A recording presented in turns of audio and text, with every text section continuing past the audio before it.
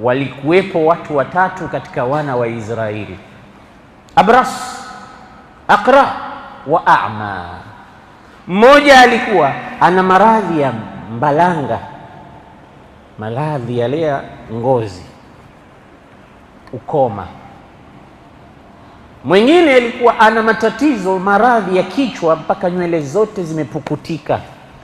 Mwingine alikuwa ni mlemavu wa macho. Mtume kahadithia hawa watu wamezikosa neema miongoni mwa neema ambazo sisi tunaenjoy.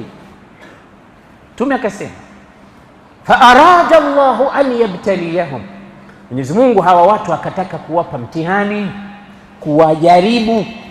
Fa arsala ilaihim malaka, akawatumia malaika.